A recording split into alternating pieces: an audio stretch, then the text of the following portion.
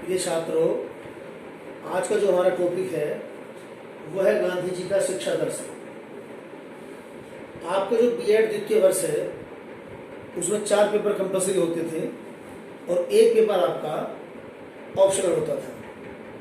लेकिन इस बार जो है जो कंपल्सरी पेपर हैं वो आपके 5 हैं और उन 5 पेपर में जो पांचों पेपर है वो आपका है कार्य शिक्षा, गांधी जी की नई तालीम एवं सामुदायिक सहभागिता। तो जो पांचों पेपर आपका है ये 50 मार्क्स का है और जो असेसमेंट फॉर लर्निंग 100 मार्क्स का होता था वो भी 50 मार्क्स का होगा। यानी कि टोटल मार्क्स जो होंगे वो 300 ही होंगे, लेकिन पेपर इस बार जो है 5 की जगह 6 होंगे। तो जो हमारा नया पेपर इस बार ऐड हुआ है कार्य शिक्षा और गांधी जी की नई तालीम, उसका एक सबसे महत्वपूर्ण टॉपिक या उपविषय है गांधी जी का शिक्षा दर्शन। ये कई तरह से प्रश्न पूछा जा सकता है कि गांधी जी के अनुसार शिक्षा की क्या विशेषताएं हैं, या गांधी जी के शिक्षा संबंधी विचारों का उल्लेख कीजिए, या गांधी जी के शैक्षिक विचार कौन कौन से हैं, या गांधी जी का शिक्षा दर्शन क्या है।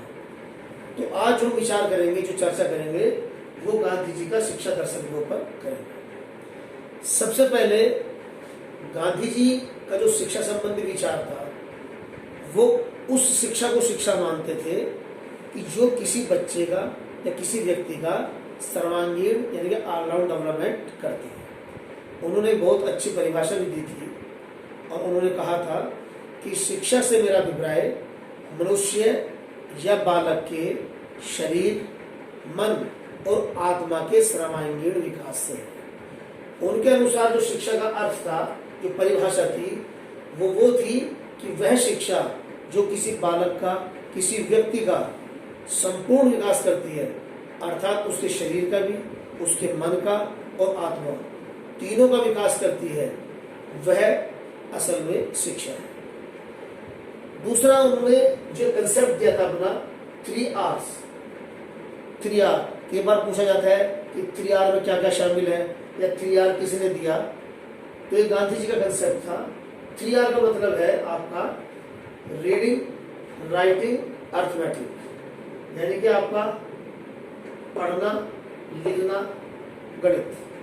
गांधी जी ने कोशिश की कि 3 R को 3H में कन्वर्ट कर दिया, यानी कि हैंड, हेड और हार्ट। तो ये ध्यान रखना, 3 R रीडिंग, राइटिंग, अर्थमेटिक और 3H hand, head, heart. Gandhi ji का जो पूरा फोकस था एजुकेशन पे, वो चाहते थे कि एजुकेशन प्राप्त करके कोई व्यक्ति बेरोजगार ना रहे, यानी कि उनका पूरा फोकस था व्यावसायिक शिक्षा पे। और उनका जोर था कि जो भी बच्चा शिक्षा ग्रहण करे वो अपना क्रिया यानी कि स्वयं कार्य करके सीखे, लर्निंग बाय डूइंग।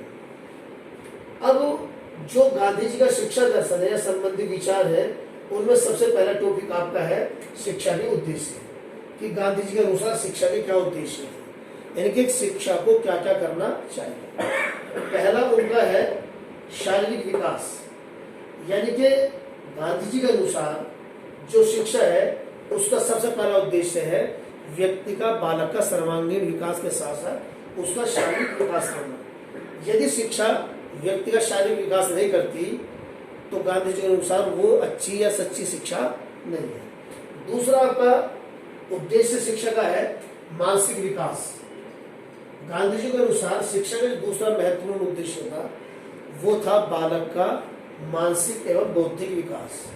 यदि शिक्षा बालक का मानसिक विकास नहीं कर पाती या उसका बौद्धिक डेवलपमेंट नहीं कर पाती तो वह शिक्षा भी बेकार है। तीसरा उद्देश्य था गांधी जी का नैतिक एवं चारित्रिक विकास, यानी कि शिक्षा व्यक्ति का, बालक का नैतिक और चारित्रिक विकास भी करती है।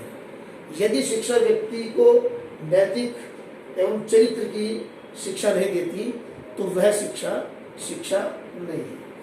चौथा पॉइंट आपका है सामाजिक विकास।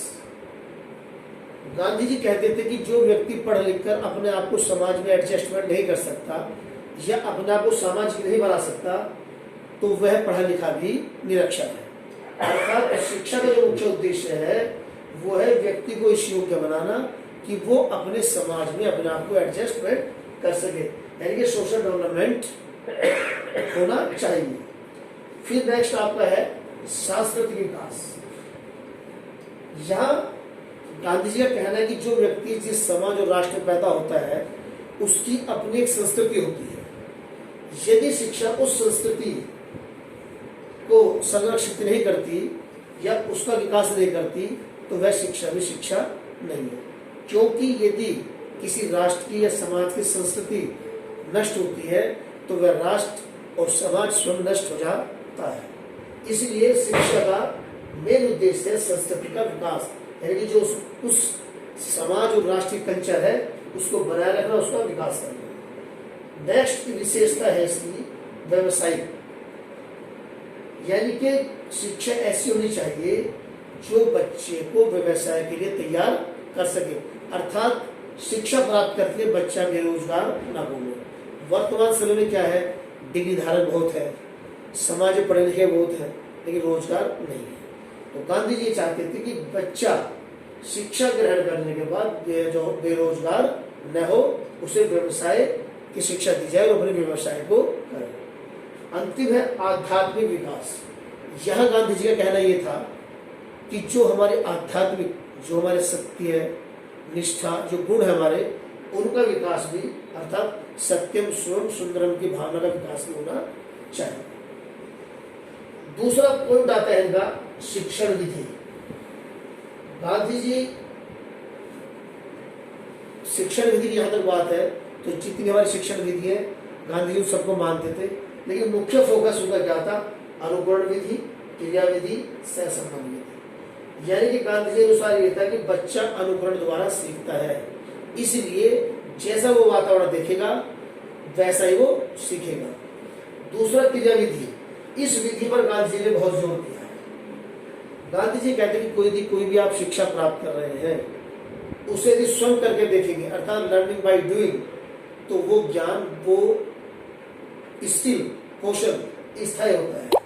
तो वो चाहते हैं कि जो बच्चा सीखे वो स्वयं करके सीखे, अर्थात सैद्धांतिक ज्ञान की बजाय वो व्यवहारिक और प्रयोगात्मक ज्ञान को महत्व देते थे। सहसंबंध विधि, इस विधि का मतलब यह है कि जो भी बच्चों को पढ़ाया जा रहा है वो आपस में कोरिलेट हो और उन सब का संबंध सामाजिक आवश्यकताओं से, समाज से होना चाहिए, राष्ट्र से होना चाहिए, उस देश से होना चाहिए। थर्ड आपका होता है अनुशासन। गांधी जी अनुशासन प्रिय थे, लेकिन वो उस अनुशासन के पक्ष में थे जो प्रभावात्मक अनुशासन होता है, अर्थात वो दमनात्मक अनुशासन के पक्ष में नहीं थे। वो ये कहते थे कि डंडे पे या भय से या जबरदस्ती आपने अनुशासित किया, वो अनुशासन नहीं है। बच्चा सामने वाले को देख के, टीचर को देख के, या उसका ऐसा प्रभाव पड़े कि वो स्वयं अनुशासित हो जाए, अर्थात आत्म अनुशासन पर गांधी जी बल देते थे, सेल्फ डिसिप्लिन। फिर अब आता है शिक्षक। गांधी जी के अनुसार शिक्षक राष्ट्र का निर्माता भी है, और जहां जितने अच्छे शिक्षक होंगे वह राष्ट्र उतनी उन्नति करेगा। राष्ट्र की धरोहर है शिक्षक। लेकिन गांधी जी यहाँ कहते थे कि शिक्षक नैतिक रूप से, चारित्रिक रूप से मजबूत होना चाहिए। दूसरा, उसमें ज्ञान का भंडार हो और वो ऐसा हो कि छात्रों को लगे कि ये हमारा मित्र है, हमारे पिता के समान है, हमारा पथ प्रदर्शक है। ऐसा न लगे कि टीचर को देख के बच्चे डर या भय का वातावरण उत्पन्न हो या उनसे नफरत करें। ये टीचर को एक पिता का रोल भी अदा करना पड़ेगा, एक मित्र का रोल भी अदा करना पड़ता है, एक पथ प्रदर्शक का रोल अपनाना पड़ता है। तो उनके अनुसार शिक्षक उनका गाइड भी है, टीचर भी है, मित्र भी है और उनका शिक्षक भी है। बात आती है शिक्षार्थी की, स्टूडेंट की। गांधी जी अनुसार स्टूडेंट या विद्यार्थी या शिक्षार्थी महत्वपूर्ण बिंदु है। वो चाहते थे कि जो शिक्षार्थी हो वो चरित्र से मजबूत हो, ब्रह्मचर्य का पालन करे, और सबसे बड़ी बात यह है कि शिक्षार्थी में ज्ञान प्राप्त करने की भूख होनी चाहिए, जबरदस्ती ज्ञान ठूसना नहीं चाहिए। तो विद्यार्थी को ज्ञान प्राप्त करने के लिए सदैव तत्पर रहना चाहिए, ब्रह्मचर्य का पालन करना चाहिए।